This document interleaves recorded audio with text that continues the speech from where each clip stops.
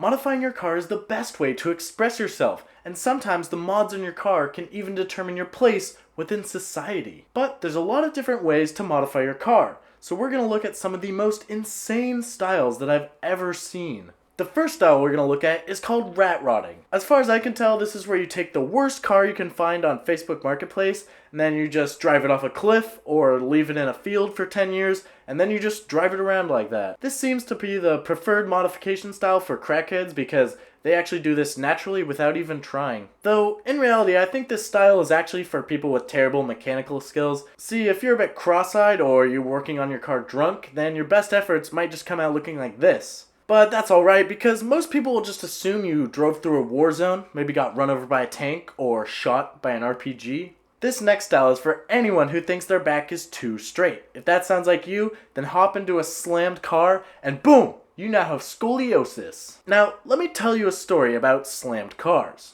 I was one time sitting at a set of stoplights and a Miata comes rolling through the intersection. This guy had on sunglasses, arm out the window, and his car was slammed to the pavement.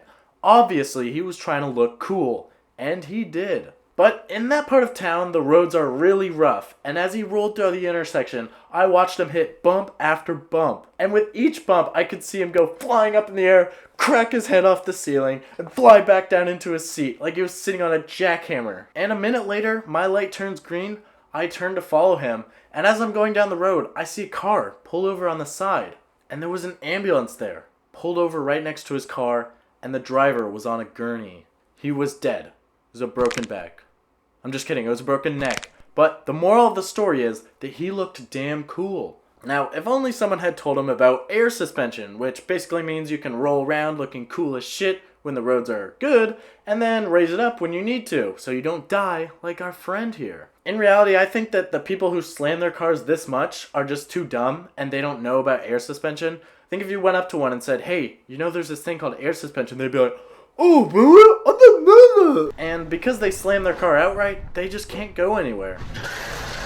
But that's alright, I mean, it's not like the point of a car is to go places or anything. Okay, maybe you do actually want to go places, then donk style might be perfect for you. These cars can go anywhere because they got big ass wheels. Why do they got big ass wheels? Because the bigger and fancier your wheels are, the richer you appear, which means more girls are going to want to give you foot massages. Now, credit where credit is due, some of these wheels actually look sick, like the spinners, which keep spinning once you stop, and the stoppers, which stop spinning even while you're driving. And I'm sure that these wheels are going to get you tons of street cred and girls wanting to play with your private parts, but they're probably not going to want to play with your privates after they see your bank account. That's because anyone who does this to their car has a terrible credit score. They probably work at Popeyes or something like that. I mean, why else would they choose to modify something that cost $4,500 plus a baggie of crack? So they put $50,000 into a $5,000 car,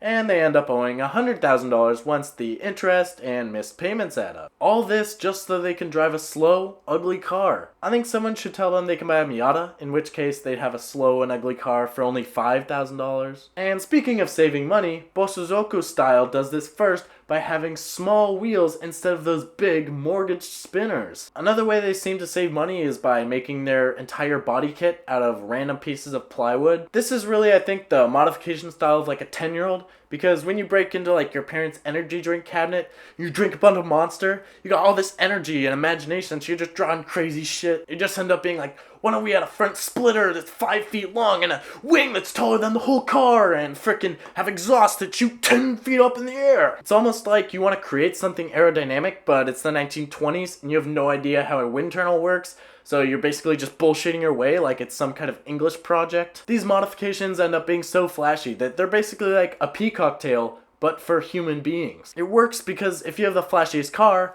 then you attract the most attention, and naturally that comes with some lady attention, and you can make some little offspring that also want to hot glue random pieces of plywood and garbage to their car. Okay, I hear you. Maybe you do actually want something that looks good.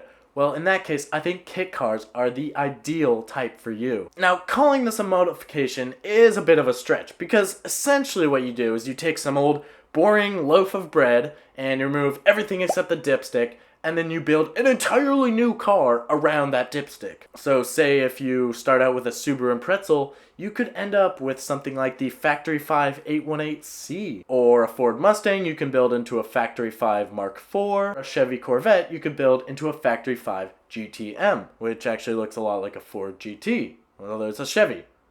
Anyways, if you like the feeling of vomiting inside your own mouth, and you'd like to do it every time you walk outside your car, then you can turn your Infiniti G35 into a Vader G35. Kit cars are maybe the best way to enhance the style and personality of your car, but they also cost the most and they probably take the longest to build. If you want something that looks expensive but that doesn't require you to throw your marriage out the window due to the time spent building it, then you can get one of these cars because they're so cheap and affordable, yet they make you look rich as shit. So your lady is gonna love you. You don't have to get divorced. These cars will probably be a fraction of anything on this list because let's face it, those Bosozoku, Donk, kit cars, they're gonna cost way more than any of the cars on this list.